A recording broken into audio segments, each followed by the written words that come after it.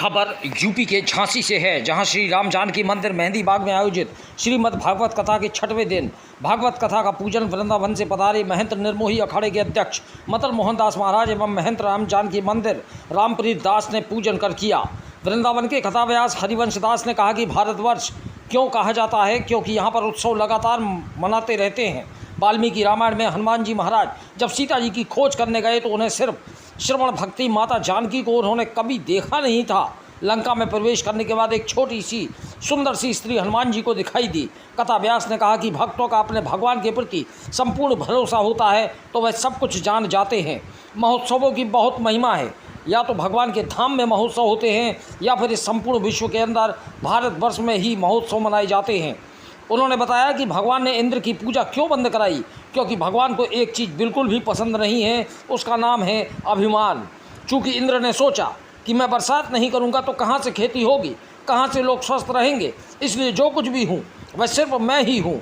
मलुकदास जी कहते हैं, गर्व न कीजिए बाबरे, गर्व से ही रावण मरा। इस अवसर पर जामवंत भगवान श्री कृष्ण युद्ध, रुक्मणी विवाह, भगवान के 16,108 विवाह की कथा, कंसवध, मीराबाई का चरित्र, सूरदास का चरित्र, एकादशी की महिमा आदि की कथा का श्रवण कराया गया। इस अवसर पर महंत छारद्वारी हनुमान ओरछा धाम त्रिलोकीनाथ महाराज, वृंदावन से पधारे चरणदास महाराज, तालबेहट से लक्ष्मी नारायण पुरोहित, मयंक तिवारी, अनमोल तिवारी, सुशील शर्मा सहित अनेकों साधु संत सैकड़ों की संख्या में मौजूद रहे। इसी क्रम में उन्होंने कहा कि जिस तरह से सनातन संस्कृति लगातार बढ़ती जा रही है, उससे यह तय हो गया है कि जल्द ही भारत हिंदू राष्ट्र बन जाएगा। दीपक चंदेल, दीप न्यूज, झांसी। श्री धाम वृंदावन के हमारे पूज्य श्री सदगुरुदेव भगवान अनंत श्री संपन्न श्री समीर वाले महाराज जी, पूज्य श्री मदन मोहन दास जी महाराज, उनकी कृपा से इस मार्ग में प्रवेश मिला। अन्य अन्य संतों की भी कृपा हुई। यहाँ मेघियाग वाले महाराज जी हैं और रावतपुरा सरकार पूज्य श्री रविशंकर जी महाराज, अन्य अन्य समस्त महापुरुषों की कृपा हुई तो इस मार्ग में आगमन हो गया। और मेरा तो ये मानना है कि यह मार्ग सर्वोत्तम मार्ग है, क्योंकि जिसमें भगवान और भगवान के भक्तों का चरित्र, उनका चिंतन, उनका ही नाम इस जीव का आश्रय बन जाए, उस जीव का निश्चित ही उद्धार हो जाता है। अंतिम वह जन्म होता है उसका। पता नहीं और आश्रय ले पाते कि नहीं ले पाते, क्योंकि अन्य कई कार्य हो जाते हैं, व्यस्त हो जाता है जीव, लेकिन भगवान ने अपनी ही नौकरी में लगा दिया, ये तो मेरा बहुत सौभाग्य हो गया। कितने वर्ष हो गए लगा महाराज जी? अभी मुश्किल से 3 या 4 वर्ष हुए हैं वृंदावन गए हुए। और बाकी तो गुरुदेव भगवान से बहुत बचपन से जुड़ाव है और गुरुदेव की बहुत कृपा बचपन से मिल रही है।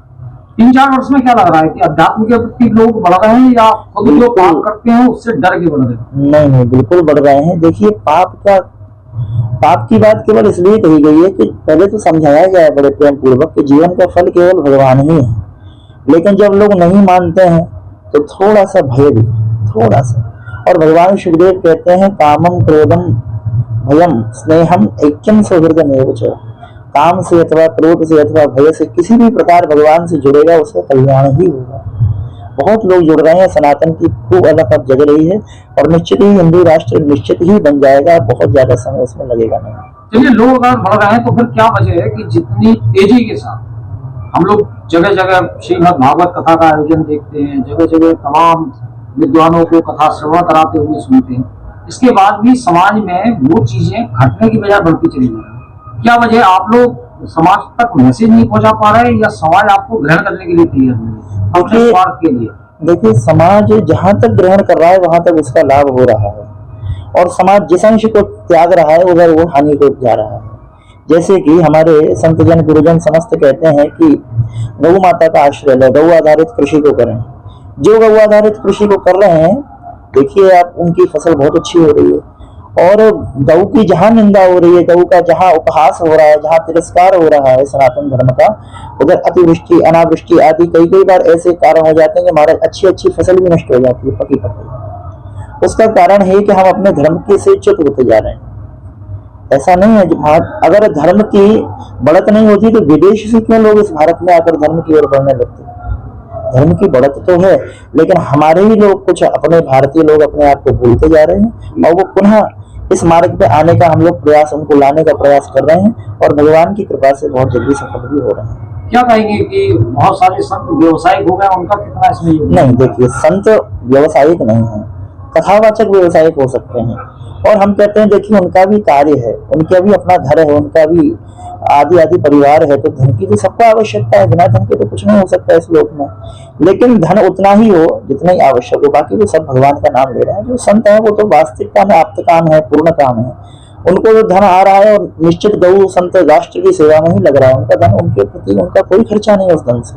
गुरु जी, अभी तक कहाँ कहाँ कथाएं करी हैं और सबसे अच्छी कथा कहाँ की रही है? अभी इसके पहले रायपुर छत्तीसगढ़ में श्रीमद भक्तमाल जी की कथा के माध्यम से सत्संग हुआ 5 दिवसीय, और इसके बाद श्रीमद भागवत कथा जो है मेहंदी बाग में हो रही है प्रथम हमारी, और भगवान की खूब कृपा हो रही है। और अन्य जगह सत्संग भी होता रहता है, थोड़ा थोड़ा, एक दिन का, आधा दिन का, जैसे जैसा समय होता है। वैसे तो प्रायः समय अध्ययन में अथवा सेवा में ही जा रहा है, अभी अध्ययन काल है, और गुरुदेव की कृपा से खूब आनंद हो रहा है।